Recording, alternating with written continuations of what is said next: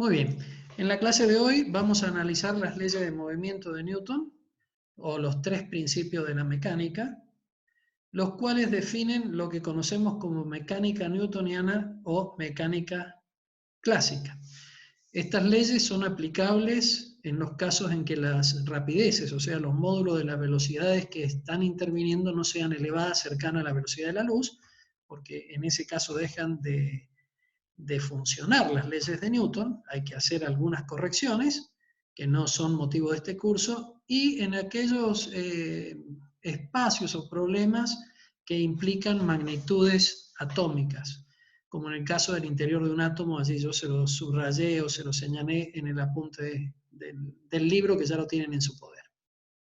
Existen diferentes tipos de fuerzas y lo que primero tenemos que hacer es definir qué es una fuerza. A mí me gusta el concepto que figura en el libro como que una fuerza es una interacción entre dos cuerpos o entre un cuerpo y su entorno. Antes se decía que una fuerza era todo aquello capaz de modificar el estado de movimiento de un cuerpo, pero resulta que aparecen fuerzas aplicadas en los cuerpos y estos cabe la posibilidad de que no se muevan. Entonces, prefiero esta definición. Fuerza es una interacción entre dos cuerpos o entre un cuerpo y su entorno. Entonces, a partir de esta definición podemos clasificar a distintos tipos de fuerza o reconocer distintos tipos de fuerzas. Debemos decir también que la fuerza para su tratamiento matemático dentro de la física es una cantidad vectorial. Les decía, existen distintos tipos de fuerzas. Una de ellas es las fuerzas de contacto que se producen entre dos cuerpos. Por ejemplo, aquí la mano de un individuo que está empujando un determinado cuerpo hacia la derecha o que lo está jalando también hacia la derecha a través de una cuerda que vincula a quien ejerce esa fuerza y el cuerpo. Otro tipo de fuerzas son las fuerzas normales. Se llaman fuerzas normales porque son perpendiculares a la superficie o plano de contacto, sin importar la posición de ese plano. Fíjense que en el dibujo de la figura 4.2a aparece un cuerpo apoyado en una superficie horizontal o en un plano inclinado, y la fuerza normal se denomina normal porque es perpendicular a la superficie de apoyo. También aparece cuando hay movimiento o cuando hay intención de que se produzca un movimiento las denominadas fuerzas de fricción.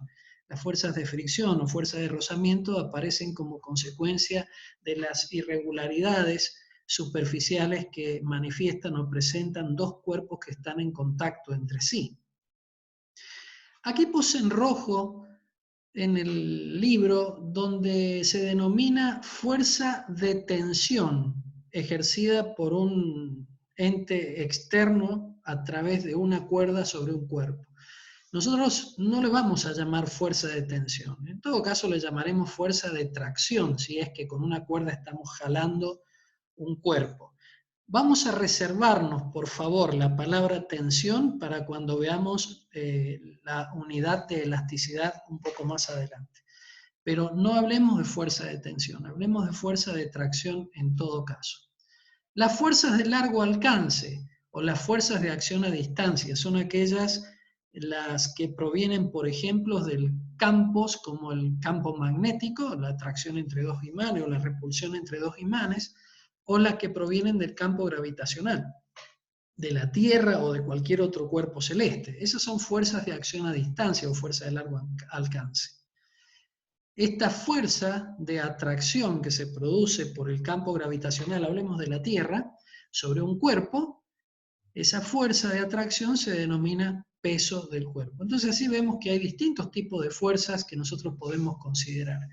Es necesario establecer una unidad para esta magnitud y en el sistema internacional recuerden que la fuerza es una magnitud física derivada y su unidad en el sistema internacional es el newton. Un poquito más adelante el libro nos expone a qué es igual a un newton, pero lo decimos ahora. Cuando una masa, que todavía no hemos definido, de 1 kilo está sometida a una aceleración de 1 metro sobre segundo al cuadrado, lo que obtenemos es una fuerza de 1 newton. Lo vemos un poquito más adelante. Continuamos con un principio fundamental en dinámica que se denomina el principio de superposición de fuerzas. Este principio, que se conoce como de superposición de fuerzas, también lo pueden encontrar como principio de independencia de causas y superposición de efectos. Entonces, si sobre un cuerpo actúan dos fuerzas, F1 y F2, cada una de ellas tenderá a imprimir en el cuerpo un determinado efecto físico. Pero siendo las fuerzas vectores, y ya hemos nosotros abordado el tema de estática, pueden ser sumados por el método del paralelogramo o por la regla del triángulo y obtener una resultante de, por ejemplo, dos fuerzas F1 y F2 que actúan sobre un cuerpo. Veamos el dibujo. Entonces, aplicando el método del paralelogramo o la regla del triángulo, nosotros podemos sumar los vectores F1 y F2 que actúan en el cuerpo y obtener el vector resultante. ¿Qué nos dice el principio de superposición? Que el efecto físico que produce la acción combinada de la fuerza F1 y F2 sobre el cuerpo es idéntico al efecto físico que produce sobre dicho cuerpo la resultante. Es decir, en otros términos, nosotros podemos suprimir la resultante y habrá sobre este cuerpo, por la acción de F1 y F2, determinada fenomenología física o determinado efecto físico. O podemos suprimir las fuerzas y dejar las resultantes, la resultante en este caso, perdón, y el cuerpo manifestará exactamente el mismo comportamiento. En general, el efecto de cualquier cantidad de fuerzas que se apliquen sobre un cuerpo, o sea, un sistema de fuerzas, hará que el comportamiento de ese cuerpo sea el mismo bajo la acción de ese sistema de fuerza o bajo la acción de una única fuerza que es la resultante del sistema dado. Avanzamos un poquito. Este principio de superposición nos permite a nosotros resolver problemas como por ejemplo el que muestra la figura 4.5. Noten que el cuerpo está sometido a la acción de una sola fuerza. Pero podemos establecer un sistema de coordenadas cartesianas, x, y descomponer esa fuerza en sus componentes fx y fi. Entonces, a los fines prácticos, da lo mismo que nosotros apliquemos la fuerza F sobre el cuerpo o la fuerza Fi y Fx sobre el mismo cuerpo, porque el efecto físico que obtendremos como fenómeno es exactamente el mismo. Esto es válido gracias a este principio importantísimo de superposición de fuerza que comentábamos recién. Seguimos avanzando. Lógicamente hemos hecho el tratamiento para dos fuerzas, pero el principio vale para un número cualquiera de fuerzas. Y este principio de superposición, como lo acabamos de ver recién en un cuerpo que tiene una sola fuerza y que podemos descomponerlas a esa fuerza, nos permite en general, en el plano, escribir la sumatoria de fuerzas en X y la sumatoria de fuerzas en Y, entendiendo a estas como resultante en X y resultante en Y, para hacer esa descomposición de fuerzas vectoriales y proceder al tratamiento como hicimos oportunamente en estática. Un ejemplo más. Fíjense el dibujo de la derecha, lo tienen aquí en pantalla. Tenemos una única fuerza, R, que la podemos suponer como descompuesta en la suma de F1 y F2 según el eje X y según el eje Y. Aquí estamos hablando de las componentes o proyecciones de esta fuerza R, que a su vez es la resultante de la suma de F1 más F2, ya no por el método del paralelogramo, sino por el método del triángulo o de la poligonal que les enseñé oportunamente en estática. Avanzamos un poquito más, la figura 4.8 habla exactamente de lo mismo. Tenemos un punto, que es el origen del sistema de coordenadas, sometido a la acción de tres fuerzas. Es equivalente resolver este problema para el caso de fuerzas concurrentes, como muestra la figura B, en donde aparece la resultante de la suma de las tres fuerzas. El punto, el origen del sistema de coordenadas, sufre el mismo efecto físico en cualquiera de los dos casos, bajo la acción de las tres fuerzas o bajo la acción de una única fuerza que es la resultante, que sería la representante ¿sí? O la equivalente, mejor dicho, de las tres fuerzas F1, F2 y F3 actuando en el punto. Bien, llegamos así a la primera ley de Newton. Y veamos qué establece la primera ley de Newton. Antes de eso, vamos a suponer un disco que lo hacemos deslizar sobre una superficie horizontal de una mesa. Bajo un pequeño impulso que le damos con la mano, ese cuerpo se desplazará a una determinada distancia. Pero si ahora, en lugar de una mesa, tenemos una superficie de hielo, resulta que la distancia es mayor. Y ni hablar en esa mesa de juego que se llama mesa de hockey de aire, la que encontramos en cualquier espacio, digamos, recreativo. Existe un cojín de aire aquí, por estos orificios sale aire, y esto hace que la fricción entre el disco y la superficie horizontal disminuya abruptamente. Entonces, bajo el mismo impulso, la distancia recorrida es muchísimo mayor. Ahora, ¿qué sucedería si suponemos que la fricción es netamente cero?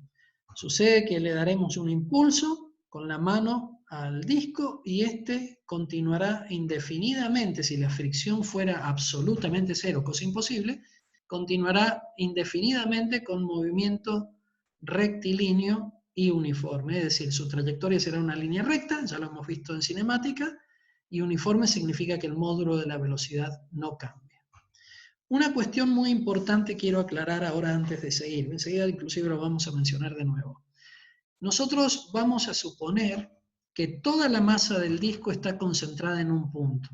Por lo tanto, analizamos, digamos, el movimiento de la partícula bajo la acción de fuerzas, porque en esta parte de la materia, en dinámica, nosotros estudiamos el movimiento del cuerpo teniendo en consideración las causas que producen ese movimiento. Y las causas que producen el movimiento de este cuerpo puntual, como estoy diciendo en este momento, es una fuerza. Y ustedes me dirán, ¿por qué hago la abstracción de suponer este disco con su masa concentrada en un punto? Porque en ese caso es posible hablar solamente de movimiento de traslación, porque no tiene sentido de hablar de movimiento de rotación de un punto. Entonces, haciendo esa abstracción, concentrando toda la masa del cuerpo en un punto y analizando el movimiento de ese punto, la dinámica de movimiento de ese punto, esto significa las causas que producen ese movimiento, nosotros solamente analizaremos movimientos de traslación y no tendremos en cuenta las rotaciones, porque no tiene sentido hablar de rotación de un punto. Ahora bien, volvamos al ejemplo que estábamos analizando. Una vez que el cuerpo puntual se pone en movimiento, no necesita más que actúe ninguna fuerza neta o resultante sobre él para que el movimiento continúe. Como hemos supuesto que la fricción es nula, el cuerpo sigue en línea recta indefinidamente. Entonces, aparece así una observación experimental que nos permite establecer el primer principio de la mecánica o primera ley de Newton, que la podemos enunciar como está aquí en el recuadro. Un cuerpo sobre el que no actúa ninguna fuerza neta, o dicho en otros términos, un cuerpo sobre el cual no hay resultante, se mueve con velocidad constante, que puede ser cero y aceleración cero. Ahora, varias cositas. Un cuerpo sobre el que no actúa ninguna fuerza neta o sobre el cual no hay ninguna resultante. Esto no significa que sobre el cuerpo no actúen fuerzas, o sea, podemos tener un cuerpo sobre el cual actúan muchas fuerzas, un sistema de fuerzas, pero que sumadas nos dan una resultante cero. Allí la fuerza neta sería cero. Entonces cumplimos con esta primera parte del enunciado. Un cuerpo sobre el que no actúa una fuerza neta. O un cuerpo sobre el que actúan muchas fuerzas, pero su resultante es cero, es equivalente. ¿Qué sucede con ese cuerpo? Bueno, la primera ley de Newton nos dice que el cuerpo se mueve con velocidad constante. Y noten este detalle, que puede ser cero y aceleración cero. El hecho que la aceleración sea cero significa que el módulo de la velocidad no cambia. Y el hecho que digamos velocidad constante, como la velocidad es una cantidad vectorial, estamos tomando en cuenta aquí la consideración de un movimiento en línea recta. Ahora bien, puede suceder que sobre el cuerpo actúe un sistema de fuerzas con resultante cero, ¿sí? Y en ese caso el cuerpo esté quieto o en reposo. La primera ley de Newton sigue siendo válida para ese caso. La tendencia que tiene un cuerpo entonces a permanecer moviéndose como se encontraba, en línea recta, tomando el ejemplo que estamos analizando, esa tendencia que tiene ese cuerpo a seguir moviéndose en línea recta una vez que se inició el movimiento, es consecuencia de una propiedad que se denomina inercia. Entonces, ¿qué es la inercia? La tendencia que tiene un cuerpo a permanecer en el estado de movimiento en que se encuentra. Y presten atención en lo que voy a decir ahora. Si estaba en movimiento, con velocidad constante. Y si estaba detenido, con velocidad cero, tiende a permanecer detenido con velocidad cero. La inercia es la tendencia que tiene un cuerpo a permanecer en el estado de movimiento o de reposo en que se encuentra. Por eso la tendencia de un cuerpo en reposo a permanecer en ese estado de reposo también está asociado a esta propiedad que se denomina inercia. Ahora, fíjense que aquí en rojo yo puse en el libro, cabe señalar que lo que importa en la primera ley de Newton es la fuerza neta. Es decir, lo que les mencioné recién, lo que importa es la resultante, porque sobre un cuerpo puede actuar un sistema de fuerzas, 10, 15, 20, 2, las que fueren. Pero lo que me importa a mí analizar es la resultante de ese sistema de fuerzas, es decir, la fuerza neta. Y una vez encontrada esa resultante, analizar si ese resultante vale cero o no. Si vale cero, la primera ley de Newton me dice que el cuerpo tiende a permanecer en el estado de movimiento o de reposo en que se encuentra. Bueno, nos quedan 10 minutitos para seguir avanzando.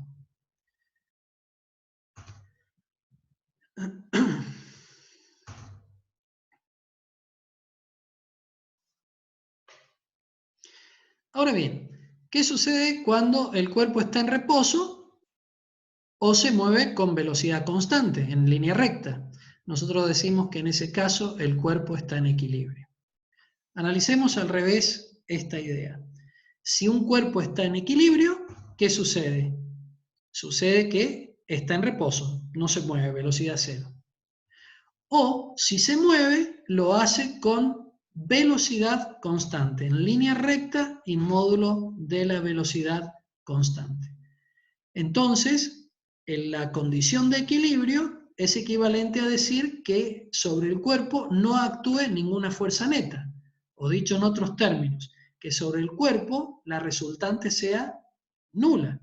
Porque si sobre un cuerpo actúa un sistema de fuerzas, por ejemplo 100 fuerzas, cuya resultante es cero, esta consecuencia hará que se cumpla la primera ley de Newton y decimos que el cuerpo se encuentra en equilibrio. Es decir, el cuerpo está quieto, no se mueve, velocidad cero, o si se mueve lo hace en línea recta y con velocidad constante.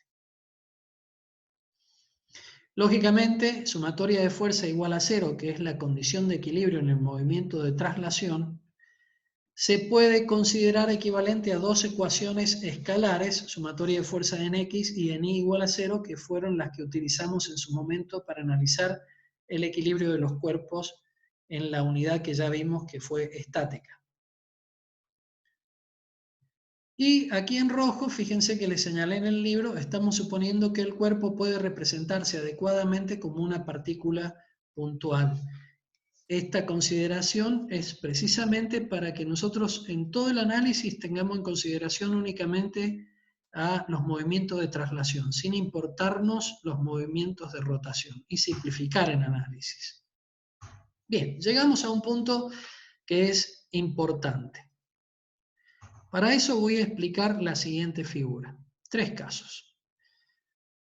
El caso A, tenemos una persona con, supongamos, patines dentro de un vagón.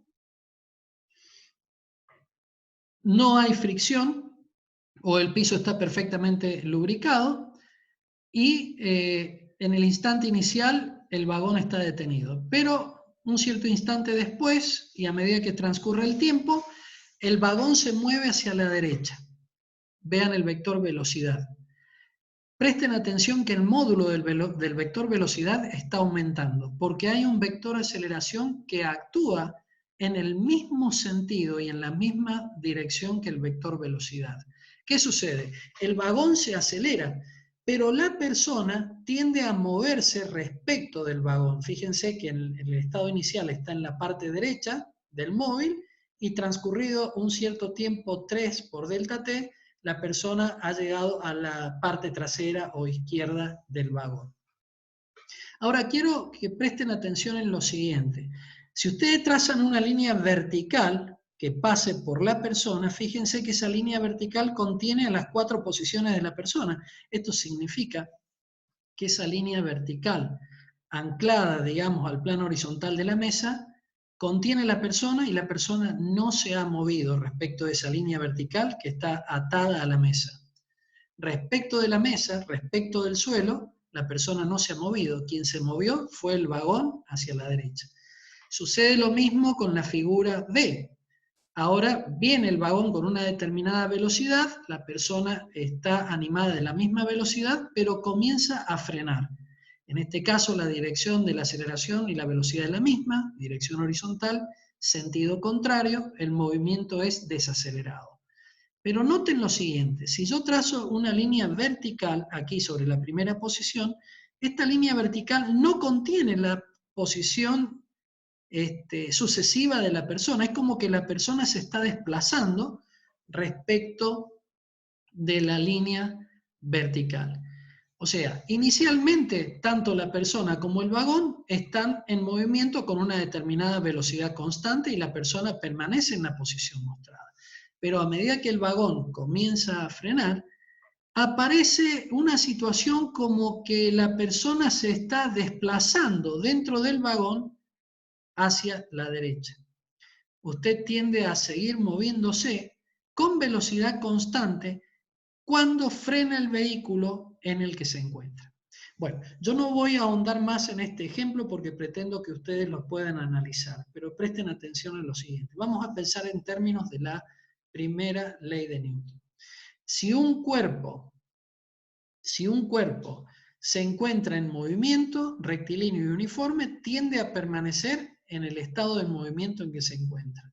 Y si un cuerpo está en reposo, tiende a permanecer en el estado de reposo en que se encuentra. Sería el caso, ¿no es cierto?, de la figura 411A. Sucede lo mismo, antes que se nos agote el tiempo, vamos a cambiar esta figura de posición. Sucede lo mismo en el caso, por ejemplo, de que este vagón estuviera transitando una trayectoria curvilínea con velocidad constante en módulo, insisto, módulo de la velocidad constante.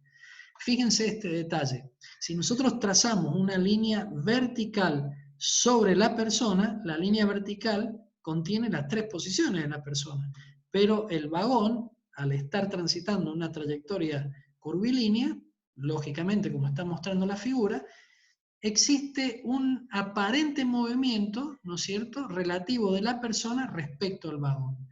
¿Qué es lo que está pasando? Fíjense, el vehículo entonces está animado de una trayectoria curvilínea. La persona tiende a seguir en el movimiento que se encontraba momentos previos a iniciar la curva.